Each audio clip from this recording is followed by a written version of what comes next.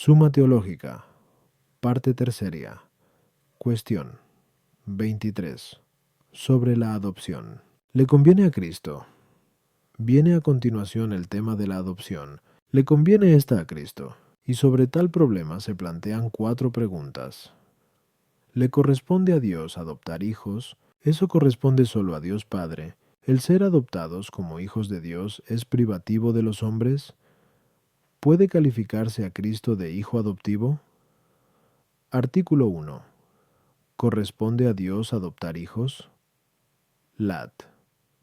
Objeciones por las que parece que no corresponde a Dios adoptar hijos. 1. Como enseñan los juristas, nadie adopta como hijo más que a una persona extraña.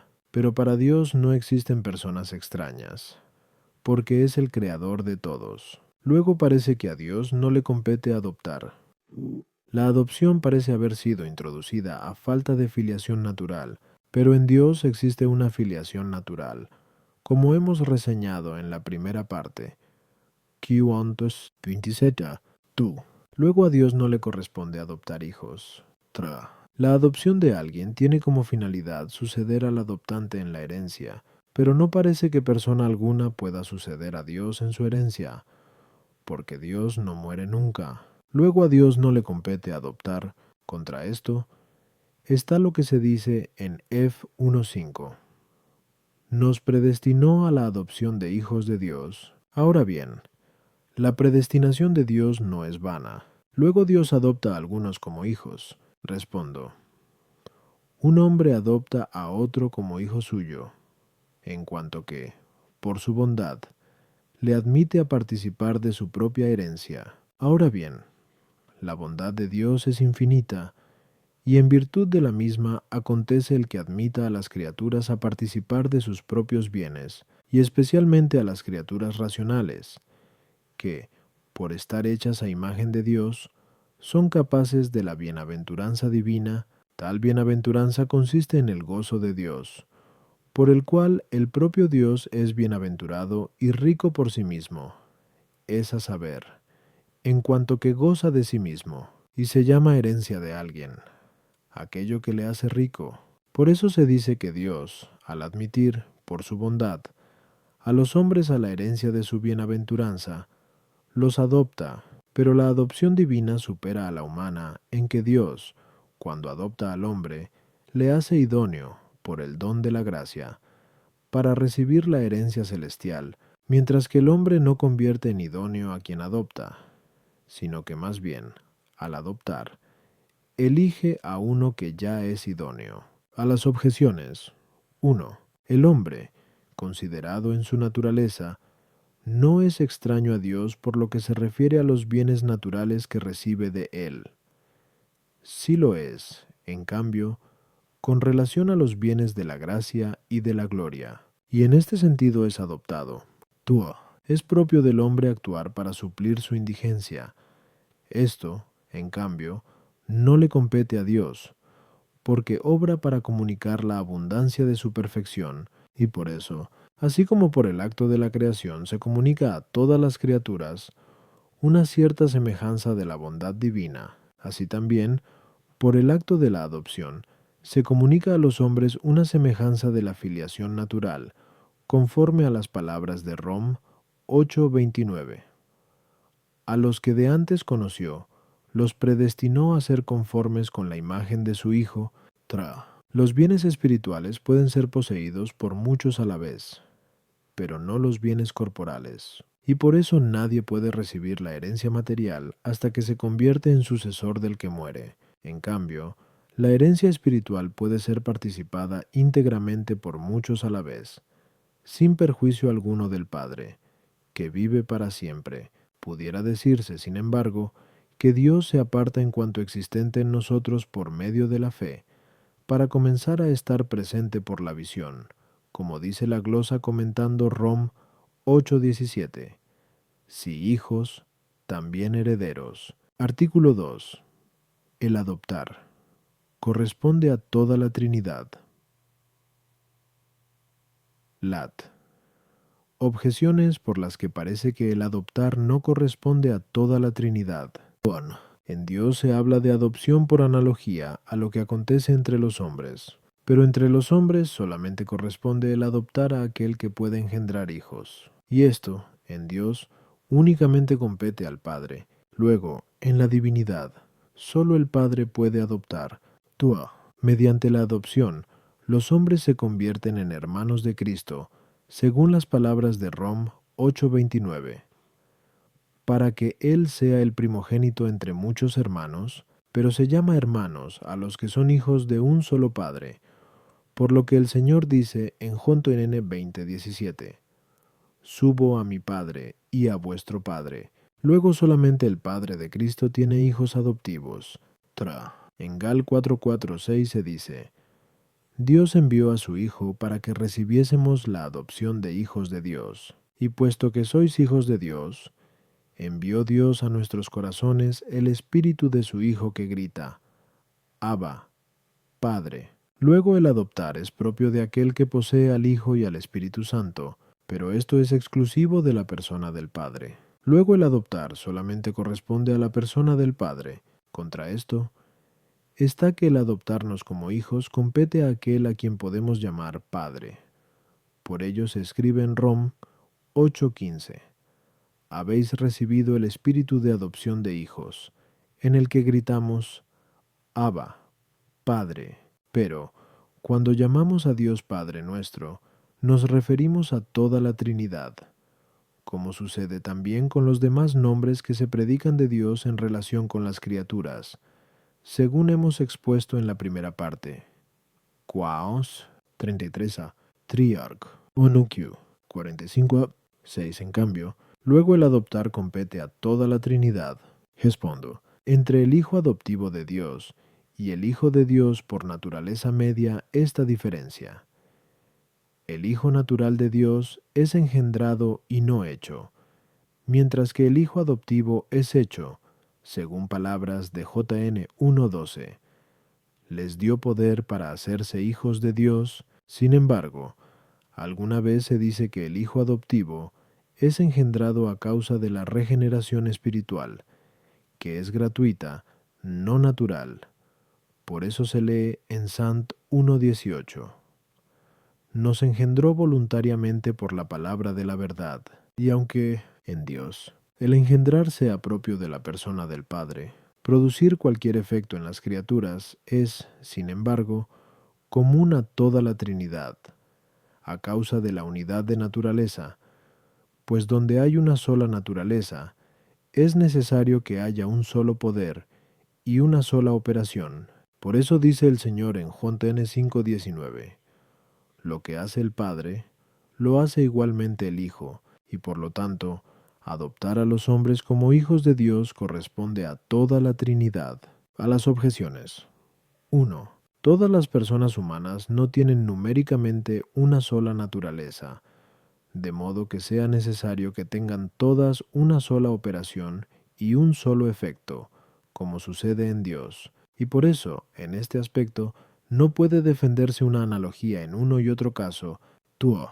Nosotros, en virtud de la adopción, nos convertimos en hermanos de Cristo, como que tenemos el mismo Padre que Él, pero Dios es Padre de Cristo de una manera, y es Padre nuestro de otra manera distinta. Por eso, de forma clara, dijo el Señor en Job 20:17, mi Padre y separadamente vuestro Padre. Efectivamente, Dios es Padre de Cristo por generación natural, que es lo distintivo de éste, mientras que es Padre nuestro al hacer voluntariamente algo que le es común con el Hijo y con el Espíritu Santo, y por eso, Cristo no es Hijo de toda la Trinidad, como lo somos nosotros.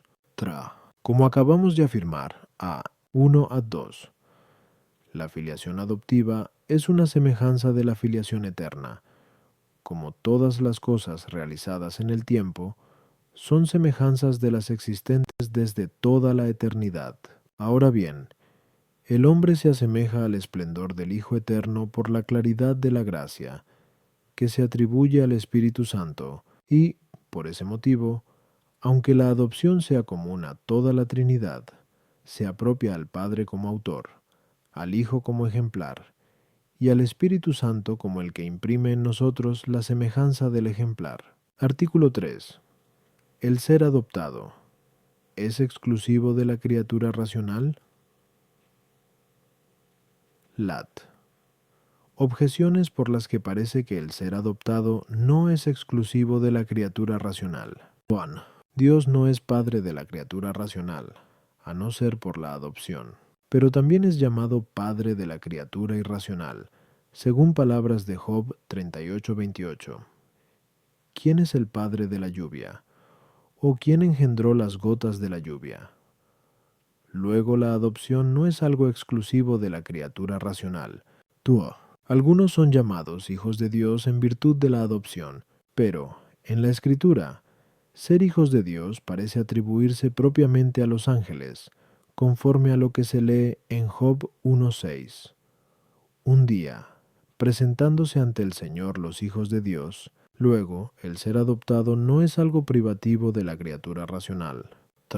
Lo que es propio de una naturaleza conviene a todos los que la tienen, como acontece con la risibilidad respecto de todos los hombres, pero el ser adoptado no conviene a todas las criaturas racionales. Luego el ser adoptado no es propio de la criatura racional. Contra esto está que, según Rom 8:17, los hijos adoptados son herederos de Dios. Ahora bien, tal herencia solamente corresponde a la criatura racional. Luego el ser adoptado es exclusivo de la criatura racional. Respondo.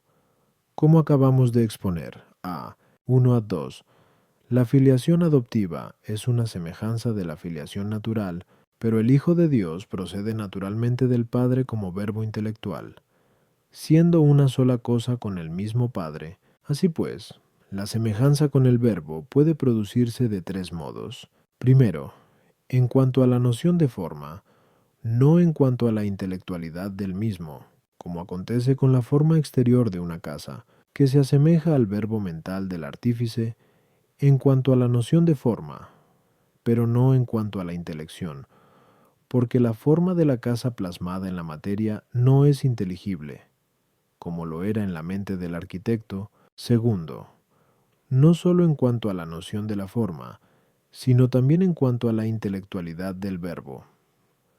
Como la ciencia que surge de la mente del discípulo se asemeja a la idea que hay en la mente del maestro y, bajo este aspecto, la criatura racional, incluso vista según su naturaleza, se asemeja al verbo de Dios. Tercero, en cuanto a la unidad que el verbo mantiene con el Padre, lo que se realiza mediante la gracia y la caridad. Por eso ora el Señor en Job 17, 21, 22.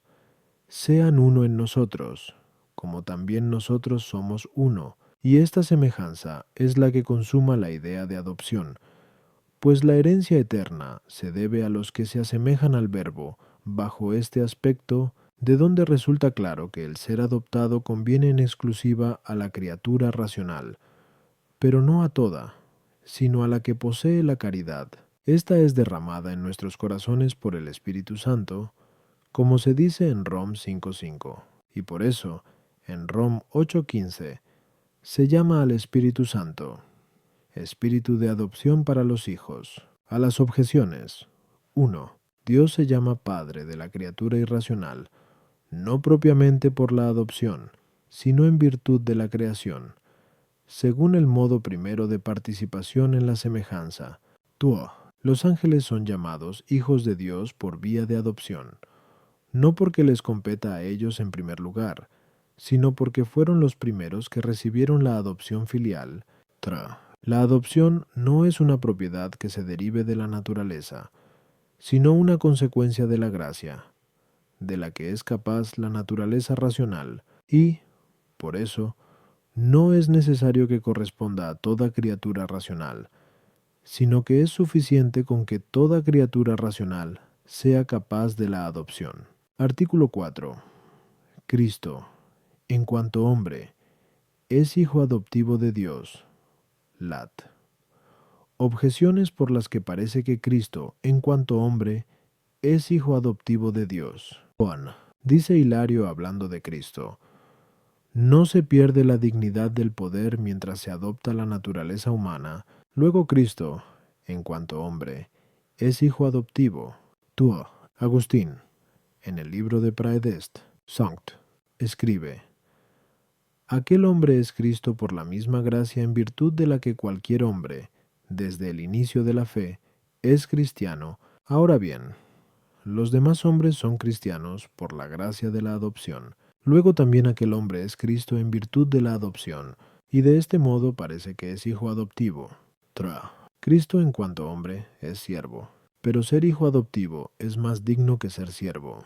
Luego, con mucha más razón, Cristo, en cuanto hombre, es hijo adoptivo. Contra esto está que Ambrosio, en el libro de Incarnat, dice: no decimos que el hijo adoptivo es hijo por naturaleza, sino que llamamos hijo por naturaleza al que es hijo de verdad.